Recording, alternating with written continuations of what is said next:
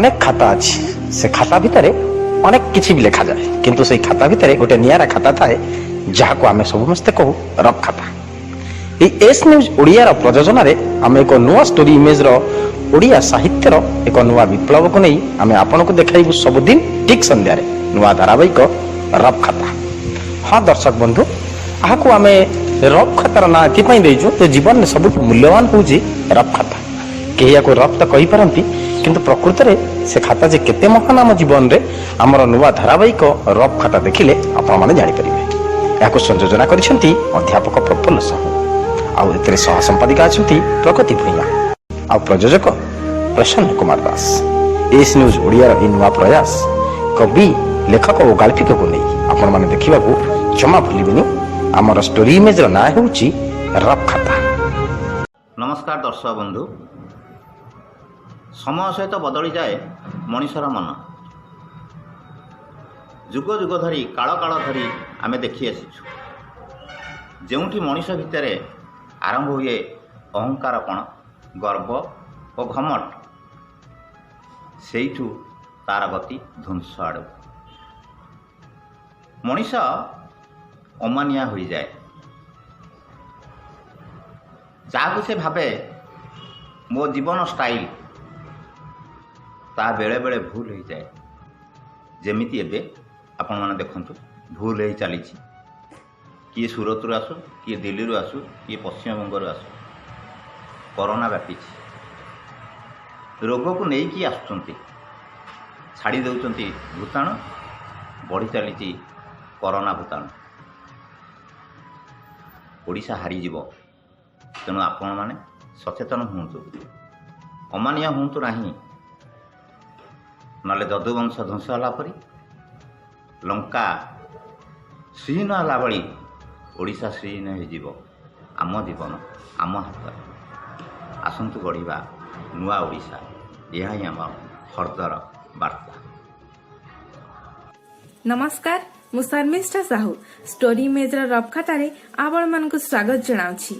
सरी जाइछि रज लिभि जाइछि खरार ताती आजि आकाशरे वर्षा आकाशर शुभुछि मेघमल्हार गीत बसुमती स्नान पाग खूब मजालिया खूब आनंददायक ए पाग से नरम नरम पागरे मने पड़ी जाए आमे श्रेणी कोठरीर चारिकांथ भितरे बेंच उपरे बसी से दिन आंकुथिलु चढ़ेर चित्र एवं लेखि जाउथिलु प्रेमर पहिली भाषा।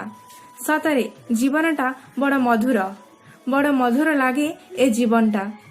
से मधुर लागुथिबा जीवन को नहीं आजिर रफ खाता आमे आपण मानक पाई नहीं आसीछु किछि कविता किछि गप किछि मन छुआ गीत एवं ता सहित नहीं आसीछु किछि किछि मिठा मिठा आलोचना।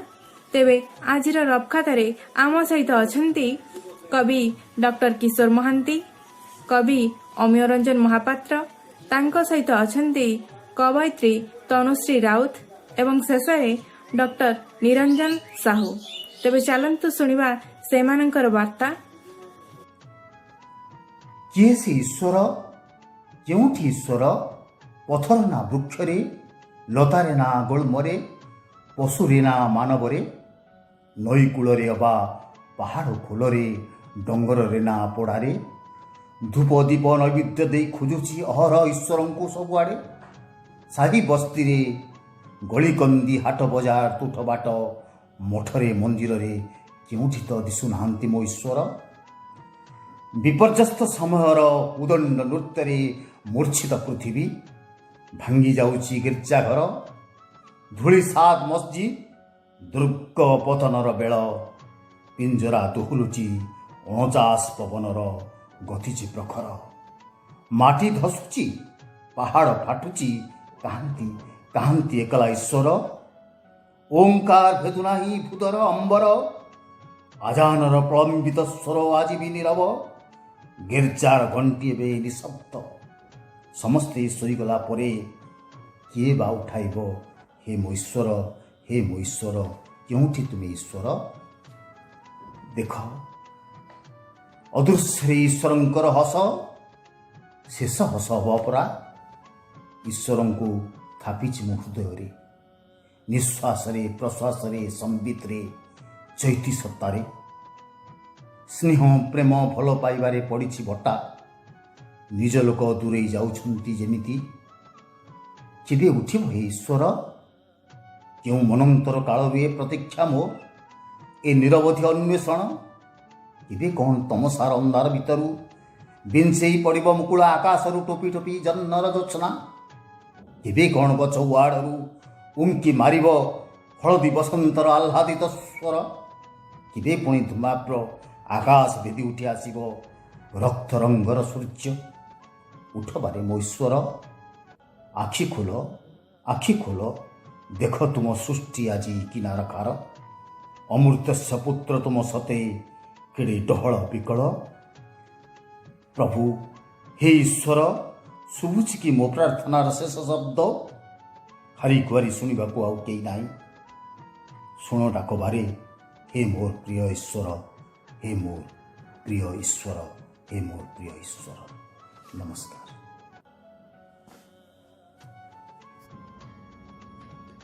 ସମସ୍ତଙ୍କୁ ନମସ୍କାର। ଷ୍ଟୋରି ଇମେଜ ଗପର ଚିତ୍ର ଖାତା, କବିତାର ଚିତ୍ର ଖାତା, ପ୍ରେମର ଚିତ୍ର ଖାତା। ଯେତେ ଗପ ସେତେ କବିତା, ଯେତେ କବିତା ସେତେ ଚିତ୍ର। ନଈର ଚିତ୍ର, ନୌକାର ଚିତ୍ର, ନାରୀର ଚିତ୍ର ଏବଂ ପ୍ରେମ ବୁଣୁଥିବା, ପ୍ରେମ ବାଣ୍ଟୁଥିବା, ପ୍ରେମ ବେଉଷଣ କରୁଥିବା, ପ୍ରେମ ଅମଳ କରୁଥିବା କବିମାନଙ୍କ ଚିତ୍ର। ଆଉ ପ୍ରଫୁଲ୍ଲ ସାହୁ ବନ୍ଧୁ ସାନ ଭାଇ ଧୁମ୍ କବିତା ଲେଖେ, ଧୁମ୍ ଗପ ଲେଖେ, ଧୁମ୍ ପ୍ରେମ କରେ, ଧୁମ୍ ପ୍ରେମ ବି ବାଣ୍ଟେ। ଏବଂ ବର୍ତ୍ତମାନ ଯେତେବେଳେ ସମଗ୍ର ପୃଥିବୀର ମଣିଷମାନେ ପଞ୍ଜୁରୀ ଭିତରେ ବନ୍ଦ, ସମସ୍ତେ ନିଜ ନିଜ ନଜରବନ୍ଦୀରେ, ଯେତେବେଳେ ବେଶୀ ବେଶୀ ମନେ ପଡ଼ୁଛନ୍ତି ପ୍ରିୟ ବନ୍ଧୁମାନେ, ମନେ ପଡ଼ୁଛନ୍ତି ପ୍ରିୟ ଶତ୍ରୁମାନେ।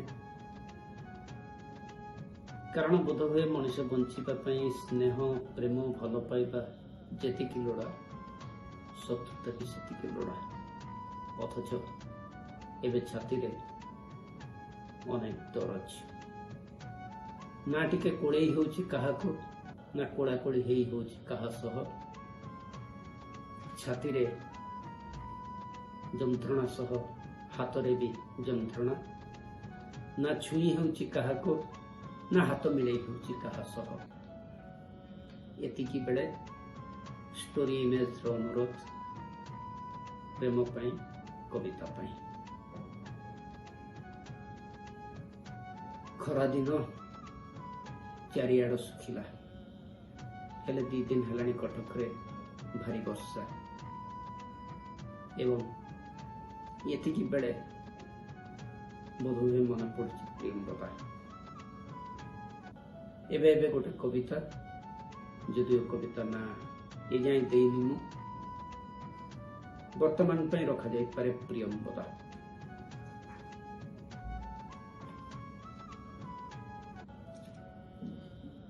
ପ୍ରିୟମ୍ବଦା। ଗୋଟେ ଛତା ତଳେ ତମେ ଭିଜୁଥିଲ ଅଧା, ମୁଁ ଭିଜୁଥିଲି ଅଧା। ଗୋଟେ ଛତା ତଳେ ତମେ ଭିଜୁଥିଲ ଅଧା, ମୁଁ ଭିଜୁଥିଲି ଅଧା। ତମ ଆଖିରେ ଥିଲା କାହ୍ନୁ ପରି କେହି, ମୋ ଆଖିରେ ରାଧା।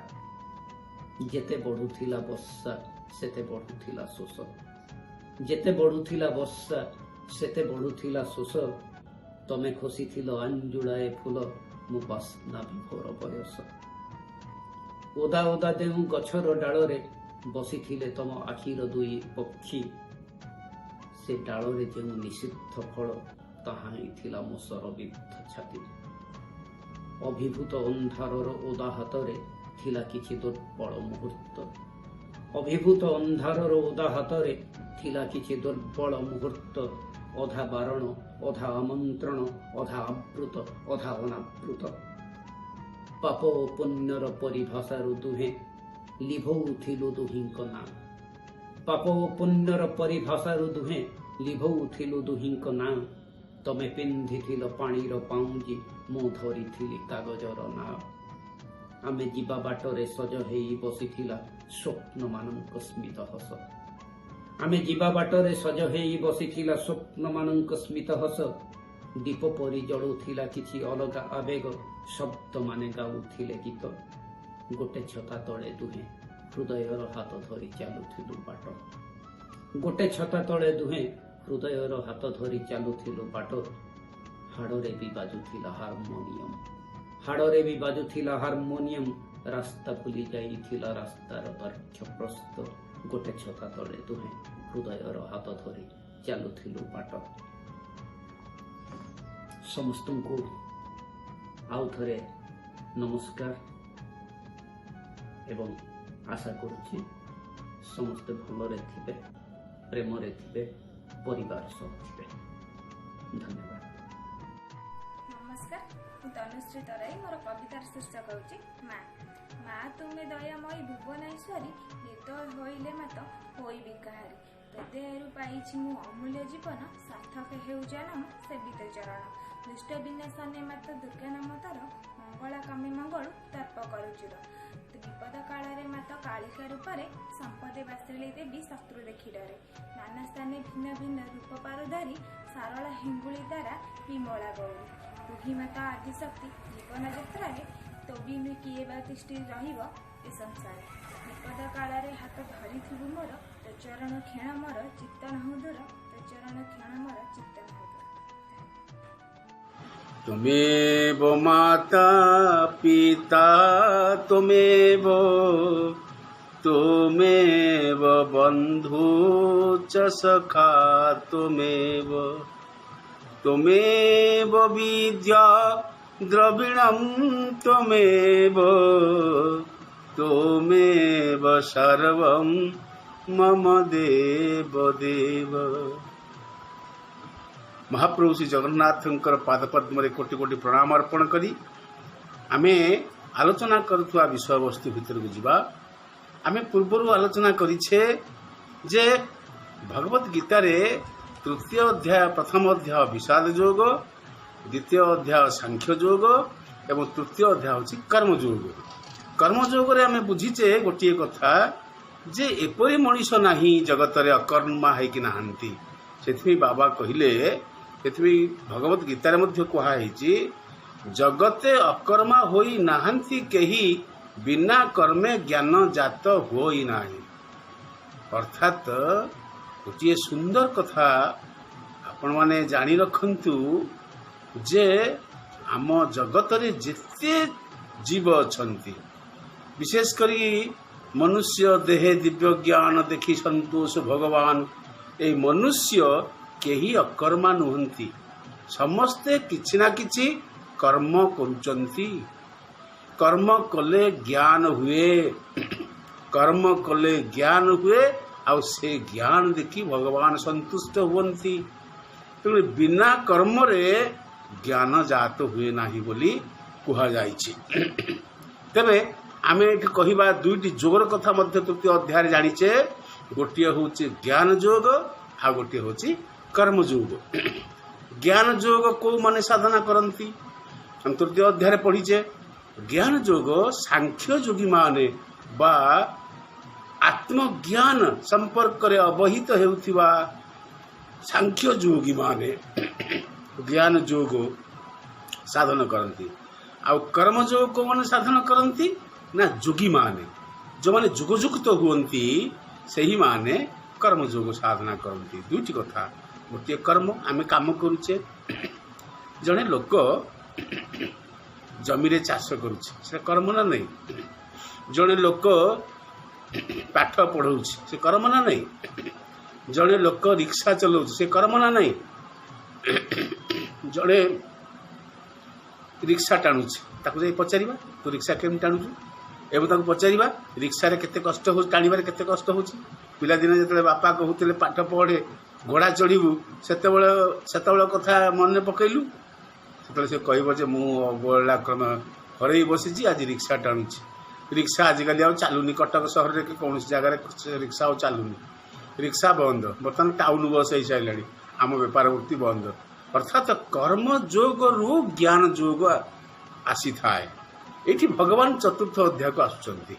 आमे गोटे कथा बुझिले जे कर्म न करिकरी कहीं नहीं, समस्ते कर्म करुचंती, किसी ना किसी कर्म भीतर निविष्ट अछंती, किंतु कोउटा भगवत कर्म एवं आमे से जगह को बर्तमान आसीबा से होची ज्ञान कर्म संन्यास योग चतुर्थ अध्याय को आसुचे। तृतीय अध्याय बहुत कथा हो रही जाइछि, किंतु संक्षिप्त रे विचार कले आमे एक कथा आसी पहुंचुचे। मु सेगुडी को टिके धरई देई जीवा पे चाहूछि। चतुर्थ अध्याय कहाई भगवान सीधासलख आरंभ कर प्रथमे श्लोक। भगवान कहते इमं विवस्वते योगम प्रोक्त बानः नम व्ययम विवस्वान मन वेप्राह मनोरिख्वा के अवेवृत। भगवान कहले केड़े सुंदर कथा, केड़े विराट कथा। भगवान कहले मु ये अविनाशी योग अर्जुन, ये जो ज्ञान योग और कर्म योग, ए योग संपर्क में प्रथमे सूर्य को कही आज तुमको कहूँ कि दिने सूर्य को कही। सूर्य निजर पुत्र वैवस्वत मनु को कही, आ मनु निजर पुत्र राजा इक्ष्वाकु को कही। एवं इक्ष्वाकु वंश रे क्रमशः ये ज्ञान पृथ्वी पृष्ठ रे चारिआडे चरित होइछि, चारिआडे विस्तारित होइछि। एवं परंपरा प्राप्तम इमं राजश्रेयो विदु सकाले नेह महता जोगो नष्ट परंतप। ए परंतप अर्जुन, एपरी भाव रे परंपरा रु प्राप्त यही जोग ज्ञान जोग और कर्म जोग राजश्री माने जानिथिले, किंतु तापरे सेही जोग बहु काल रु यही पृथ्वी लोक रे लुप्त प्राप्त हो जाइछि, लुप्त प्राय हो जाइछि ज्ञान जोग और कर्म जोग संपर्क करे। कारण भगवत गीता हूँ स्मृति शास्त्र एवं वेद हेउची श्रुति शास्त्र। यही श्रुति शास्त्र और स्मृति शास्त्र आमठार विलुप्त होइछि। भगवान जेतेबेले भगवत गीता को कहिचंती से समय कहिचंती जे मु सूर्य को कहिथिली, सूर्य वैवस्वत मनु को कहिथिले, आ मनु निजर पुत्र मान को इक्ष्वाकु को कहिथिले। एवं क्रमशः सही जोग परंपरा क्रमे राजश्री माने राजा और ऋषि माने जानी थिले, किंतु आउ केही तापर आउ जानु नाहंती। एबे भगवत गीता कहले आपण सोई पड़िबा आरंभ करिवे। भगवत गीता एडे एडे छुटिया कथा। ये होची ज्ञान जोग, कर्म जोग, मुक्ति जोग, भक्ति जोग। ए संपर्क जीव केवल खाद्य चाहूची, ए जीव कौ खाद्य चाहूची ना आत्म जोग संपर्क चाहूची, आत्म ज्ञान चाहूची। से भगवान कहले पृथ्वी लोक रे लुप्त प्राय हो जाइछि सेही ज्ञान। ये भगवान पुणी कहते तुम्हें मोर भक्त क्या अर्जुन को आ प्रिय सखा, एणु से जोग संपर्क में मु तुमको वर्तमान कहूँ। ये बड़ विषम समस्या हो गला अर्जुन को पाखे। अर्जुन कहले अपरम भवतु जन्मम परम जन्मम विभस्वतः कथम वेतद विजानायि त्वम दौ प्रोक्तवानिति। अर्जुन कहले आपणकर जन्म तो अर्वाचीन यही वर्तमान होइछि। आपण बयस भगवत गीता आपण बयस 84, मो बयस 82। आम तो सांग एबे होइछि। आ सूर्यकर तो जन्म बहु पुरातन, अर्थात कल्पर आरंभ रे होइथिला। तेणु आपण कल्पर आरंभ रे सूर्य को जोग कहले बोली मु किपरि बुझिबी। अर्जुन पचारुचंती, कारण शिष्य पचारुची भगवान को, पचारुची गुरु को जे मु केमती बुझिबी जे आपण सेतेबेले सूर्य को कहिथिले, सूर्य तांका पुत्र मनु कहिथिले, मनु इक्ष्वाकु कहिथिले आ तापरे राजश्री माने जानिले, किंतु तापरे आ चर्चा हला नाही, बंद ही गला ई कर्म जोग ज्ञान जोग संपर्क रे। भगवान कहउचंती बहुनी मे व्यतीतानि जन्मानि तव चार्जुनम तन्यहम वेद सर्वाणि न तुम वेदत परंतप। भगवान कहले हे परंतप अर्जुन, मोर व तुमर अनेक जन्म एमती अतिबाहित हो जाइछि, तुम्हें से सबको जान नाही, किंतु मु जाने। एवं कोरोना महामारी होइछि, ए कोरोना महामारी रे अनेक लोक खसी जिवे। ये कोरोना महामारी होइछि, अनेक लोक कोरोना रे मृत्युवरण करछिन। ए भाइरस रे लोक कोन ହୃଦଘାତରେ ମରୁନାହାନ୍ତି, ଅଂଶୁଘାତରେ ମରୁନାହାନ୍ତି, ଡାଇବେଟିସରେ ମରୁନାହାନ୍ତି, ରୋଗ ଶୋକ ବାର୍ଦ୍ଧକ୍ୟରେ କ'ଣ ମରୁନାହାନ୍ତି? ମୃତ୍ୟୁବରଣ କରୁଛନ୍ତି। ଏବେ ଯେଉଁମାନେ ମୃତ୍ୟୁବରଣ କରିଛନ୍ତି ସେମାନେ ପୁଣି ଆଉ ଥରେ ଆସିବେ, ଆଉ ସେମାନଙ୍କ ସହିତ ଏମିତି ବାର ବାର ଯୋଗାଯୋଗ ଅଛି। ସେଦିନ ଯେଉଁ ଧ୍ରୁବ ଥିଲା ତାଙ୍କୁ ମୁଁ ଦେଖେଇଥିଲି ଧଳାର ପାହାଡ଼ ଅର୍ଥାତ୍ ତାର ହାଡ଼ର ପାହାଡ଼, ତା ପାଇଁ ସଞ୍ଚୟ କରି ରଖିଥିଲି। ଅର୍ଥାତ୍ ଏମିତି ଜନ୍ମ ଜନ୍ମାନ୍ତର ଧରିକି ସେ ତପସ୍ୟା କରୁଛି ମୋତେ ପାଇବ ବୋଲି, ଏବଂ ଏତେ ଜନ୍ମ ଯାଇଛି କିନ୍ତୁ ଏହି ଜନ୍ମରେ ସେ ପ୍ରାପ୍ତି ହେଇଛି। ଇଏ ହେଉଛି ସେ ପ୍ରସଙ୍ଗର କଥା। ତେଣୁକରି ଭଗବାନ କହିଲେ ଯଦା ଯଦା ଇ ଧର୍ମସ୍ୟ, ଚତୁର୍ଥ ଅଧ୍ୟାୟରେ ଜ୍ଞାନ କର୍ମ ସନ୍ନ୍ୟାସ ଯୋଗରେ କହୁଛନ୍ତି ଯଦା ଯଦା ହି ଧର୍ମସ୍ୟ ଗ୍ଲାନିର୍ଭବତି ଭାରତ ଅଭ୍ୟୁତ୍ଥାନମଧର୍ମସ୍ୟ ତଦାତ୍ମାनं ସୁଜାମ୍ୟହମ୍ ପରିତ୍ରାଣାୟ ସାଧୂନାଂ ବିନାଶାୟ च ଦୁଷ୍କୃତାଂ ଧର୍ମ ସଂସ୍ଥାପନାर्थाय ସମ୍ଭବାମି ଯୁଗେ ଯୁଗେ। ଅର୍ଜୁନ, ତମେ କ'ଣ ଗେଲ ଲାଗିଛି ତମକୁ? ତମେ କ'ଣ ଆଜି ବୋଲି ଭାବୁଛ ସବୁ କିଛି ଘଟଣା ଘଟୁଛି ବୋଲି? ଏମିତି ଯୁଗ ଯୁଗ ଚାଲିଛି ଧର୍ମ ସଂସ୍ଥାପନ ପାଇଁ ମୁଁ ଆସୁଛି। ଏମିତି କେତେ ସତ୍ୟ ଗଲାଣି, କେତେ ଦ୍ୱାପର ଗଲାଣି, କେତେ ତ୍ରେତୟା ଗଲାଣି, କେତେ ଦ୍ୱାପର ଗଲାଣି, କେତେ କଳି ଗଲାଣି। ତମେମାନେ ପୁଣି ଆସୁଛ, ମୁଁ ମଧ୍ୟ ଆସୁଛି। ଇଏ ହେଉଛି କାଳାର୍ଣ୍ଣବ ମହାକାଳର ଗତି। ଆମେ ସମସ୍ତେ ଏଭଳି କାଳାର୍ଣ୍ଣବରେ ଆସୁଛେ ଆଉ ଯାଉଛେ। ମୁଁ ସେଇମିତି କୌଣସି ଏକ କାଳରେ ସୂର୍ଯ୍ୟଙ୍କୁ କହିଥିଲି ଜ୍ଞାନ ଯୋଗ ଆଉ କର୍ମ ଯୋଗ ସମ୍ପର୍କରେ, ଏବଂ ମୁଁ ସୂର୍ଯ୍ୟଙ୍କୁ କହିଥିଲି, ସୂର୍ଯ୍ୟ ତାଙ୍କ ପୁତ୍ର ମନୁକୁ କହିଥିଲେ, ମନୁ ତାଙ୍କ ପୁତ୍ର ଇକ୍ଷ୍ୱାଙ୍କୁ କହିଥିଲେ, ଏବଂ ଇକ୍ଷ୍ୱାକୁ ରାଜଶ୍ରୀମାନଙ୍କୁ କହିଥିଲେ। ଆଉ ତାପରେ ଚର୍ଚ୍ଚା ହେଲା ନାହିଁ। ସ୍କୁଲ କଲେଜରେ ତ ପାଠ କେବଳ ପୋଏଟ୍ରି, କବିତା, ଗପ ପଢ଼ା ହେଉଛି। ସେଠି କ'ଣ ଶାସ୍ତ୍ର ଅଧ୍ୟୟନ ହେଉଛି? ସେଥିରେ କ'ଣ ଶାସ୍ତ୍ରୀମାନେ ଅଛନ୍ତି, ଶାସ୍ତ୍ରଜ୍ଞ ପଣ୍ଡିତମାନେ ଅଛନ୍ତି କହୁଛନ୍ତି? ଏ ସମ୍ପର୍କରେ ତ କାହାର ଜ୍ଞାନ ନାହିଁ, କାହାର ଧାରଣା ନାହିଁ। ଏଇଥିପାଇଁ କହିଲେ ମୁଁ ଯୁଗେ ଯୁଗେ ଆସୁଛି, ଯୁଗେ ଯୁଗେ ଆସୁଛି, ଯେମିତି ତୁମ ପୂର୍ବରୁ ସୂର୍ଯ୍ୟଙ୍କୁ କହିଥିଲି। ଏଇଥିପାଇଁ ଭଗବାନ କହୁଛନ୍ତି ଜନ୍ମ କର୍ମ ଚମେ ଦିବ୍ୟ ମେବଂ ଯୋ ବେତି ତତ୍ତ୍ୱତଃ ତ୍ୟକ୍ତ୍ୱା ଦେହଂ ପୁନର୍ଜନ୍ମଂ ନୈତି ମାମିତି ସୋର୍ଜୁନମ୍। ହେ ଅର୍ଜୁନ, ମୋର ଜନ୍ମ ଓ କର୍ମ ଦିବ୍ୟ ଅର୍ଥାତ୍ ନିର୍ମଳ ଏବଂ ଆଲୋକିତ ବୋଲି ଯେଉଁ ମନୁଷ୍ୟ ତତ୍ତ୍ୱତଃ ଜାଣିପାରେ, ଯେଉଁ ମନୁଷ୍ୟ ଜାଣିପାରେ ତତ୍ତ୍ୱତଃ ଯେ ମୁଁ ଦିବ୍ୟ, ଏବଂ ସେ ଶରୀର ତ୍ୟାଗ କରି ପୁନର୍ଜନ୍ମ ପାଏ ନାହିଁ, ସେ ମୋତେ ପ୍ରାପ୍ତ ହେଇଯାଏ। ଯେଉଁମାନଙ୍କର କର୍ମ ଦିବ୍ୟ ସେମାନେ ମୁଖ୍ୟ ପ୍ରାପ୍ତି ହୁଅନ୍ତି, ସେ ଜୀବ ଆଉ ଜନ୍ମ ହିଁ ଆସିବା ଦରକାର ନାହିଁ। କିନ୍ତୁ ଯେଉଁମାନଙ୍କର ଦିବ୍ୟ ନୁହେଁ ସେମାନେ ପୁଣି ଜନ୍ମ ହୁଅନ୍ତି ଯୋନି ଜଠରେ, 84 ଲକ୍ଷ ଯୋନିରେ ପୁଣି ପରିଭ୍ରମଣ କରନ୍ତି। ଏହି ଜନ୍ମରେ ଯଦି କିଛି ପାପ ଅର୍ଜନ କରନ୍ତି, କିଛି ଭୁଲ କରନ୍ତି, ନିଜକୁ ଭୁଲି ଯାଆନ୍ତି, ନିଜର କର୍ମ ସଂସ୍ଥାନ ଜ୍ଞାନ ସଂସ୍ଥାନ ବୁଝିପାରନ୍ତି ନାହିଁ, ସେମାନେ ପୁଣି ଜନ୍ମ ହୁଅନ୍ତି। ଯଦି ଭୁଲ କରିଥାନ୍ତି ତାହେଲେ ଇତର ଜନ୍ମରେ ଆସନ୍ତି, କୁକୁର ହୁଅନ୍ତି, ବିଲେଇ ହୁଅନ୍ତି, ଏବଂ ସିଂହ ବାଘ ଇତ୍ୟାଦି ହୁଅନ୍ତି, ଇତର ଜନ୍ମକୁ ଗମନ କରନ୍ତି। ଅର୍ଜୁନ, ଏଇଥିପାଇଁ ମୁଁ ତମକୁ କହିଲି ଦିବ୍ୟ ଜନ୍ମ। ବହୁ ଜନ୍ମ ପରେ ମନୁଷ୍ୟ ଜନ୍ମ ହେଉଛି ଦିବ୍ୟ ଜନ୍ମ। ତୁମେ ଦିବ୍ୟ ଜନ୍ମ ପ୍ରାପ୍ତ ହେଇଛ ଏବଂ ଯୋଦ୍ଧା ଭାବରେ ଜନ୍ମ ହେଇଛ, ତେଣୁ ତୁମେ ଯୁଦ୍ଧ କର। ମୁଁ ଯଦା ଯଦା ହି ଧର୍ମସ୍ୟ ଗ୍ଲାନିର୍ଭବତି ଭାରତ, ମୁଁ ଗ୍ଲାନିର ବିମୁକ୍ତି ପାଇଁ, ଧର୍ମର ସଂସ୍ଥାପନ ପାଇଁ ଆସିଛି। ତୁମେ ତେଣୁକରି ଯୁଦ୍ଧ କର। ଯୁଦ୍ଧ କରିବା ହେଉଛି ତୁମର କର୍ମ ଏବଂ ତୁମର ହେଉଛି ଜ୍ଞାନ। ଏଇଥିପାଇଁ ଭଗବାନ କହିଲେ ବିତରାଗ ଭୟ କ୍ରୋଧ ମନମୟା ମାନୁପାଶ୍ରିତ ବହବ ଜ୍ଞାନ ତପସା ପୂତା ମଦ ଭାବ ମାଗତା। ଭଗବାନ କହିଲେ ପୂର୍ବଲୋକରେ ପୂର୍ବ କାଳରେ ବି ଯେଉଁମାନଙ୍କର ରାଗ ଭୟ କ୍ରୋଧ ସର୍ବଦା ନଷ୍ଟ ହୋଇଯାଇଥିଲା ଏବଂ ଯେଉଁମାନେ ମୋ ଠାରେ ଅନନ୍ୟ ପ୍ରେମ ପୂର୍ବକ ତନ୍ମୟ ହୋଇ ରହିଥିଲେ, ମୋତେ ଆଶ୍ରୟ କରି ରହିଥିବା ସେହି ସବୁ ଭକ୍ତ ଉପରୋକ୍ତ ଜ୍ଞାନ ରୂପକ ତପ ଦ୍ୱାରା ପବିତ୍ର ହୋଇ ମୋର ସ୍ୱରୂପ ପ୍ରାପ୍ତ ହୋଇପାରିଛନ୍ତି। ତେଣୁକରି ବିପକ୍ଷ ଦଳରେ ଅଛନ୍ତି, ବିପକ୍ଷରେ ଅଛନ୍ତି ଧୃତରାଷ୍ଟ୍ର, ବିପକ୍ଷ ଦଳରେ ଅଛନ୍ତି ଭୀଷ୍ମ ପିତାମହ, ବିପକ୍ଷରେ ଅଛନ୍ତି ଦ୍ରୋଣାଚାର୍ଯ୍ୟ, ବିପକ୍ଷରେ ଅଛନ୍ତି କର୍ଣ୍ଣ। ଏମାନେ ବିପକ୍ଷରେ ଥିଲେ ମଧ୍ୟ ସେମାନେ ଭଗବତ ସତ୍ତାକୁ ବୁଝନ୍ତି, ଜାଣନ୍ତି, କିନ୍ତୁ ବିପକ୍ଷରେ ରହିଯାଇଛନ୍ତି। ଯେଉଁଠି ବିପକ୍ଷରେ ରହିଯାଇଛନ୍ତି, ଅଧର୍ମରେ ରହିଯାଇଛନ୍ତି, ତାଙ୍କର ବିନାଶ ଘଟିବ। ଏଇଥିପାଇଁ ଭଗବାନ କହିଲେ ଯେ ଯଥା ମା ପ୍ରପଦ୍ୟନ୍ତେ ତାଂ ତଥୈବ ଭଜାମ୍ୟହମ୍ ମମ ବର୍ତ୍ତମାନ ବର୍ତ୍ତନ୍ତେ ମାନୁଷ ପାର୍ଥ ସର୍ବସ୍ୱ। ଅର୍ଥାତ୍ ହେ ଅର୍ଜୁନ, जो भक्त माने मते जोपरी भजन करती मु सेमानंकु सही परि भजन करे।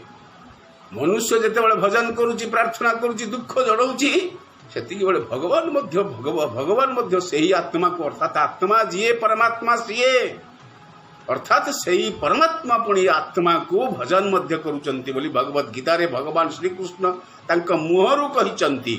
कारण मनुष्य माने सब प्रकार मोर ही मार्ग अनुसरण करती। मनुष्य जेते बाटरे पड़िले मध्य जेते कला कौशल रे पड़ीगले मध्य जेते विषयासक्त रे रहीगले मध्य से पुणी तार समय आसे पुणी मते भजन करे। कारण मते भजन करिया व्यतीत भगवत परायण हवा व्यतीत पंथा नाही। सज्जन मंडली आज आम चतुर्थ अध्याय ये ज्ञान कर्म संन्यास योग संपर्क में किसी बुझिले सब दीर्घ आउ गोटे अध्याय बुझा चतुर्थ अध्याय को से पर्यंत विदाय दियंतु। जय जगन्नाथ जय जगन्नाथ जय जगन्नाथ। तेबे हाँ दर्शक बंधु आपण मानक आम कार्यक्रम भल लगुथिले परिवारर समस्त सदस्यंक मध्यरे आम चैनल को लाइक शेयर एवं सब्सक्राइब करने को जमार भूलिबनी। आज पई एतिकी रहुची काली पुणी देखा हबो ए समय रे। नमस्कार।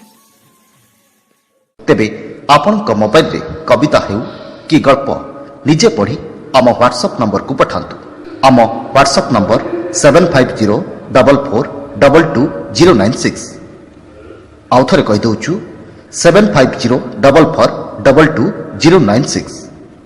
आम जोगाजोग नंबर 9337286723। रफ खाता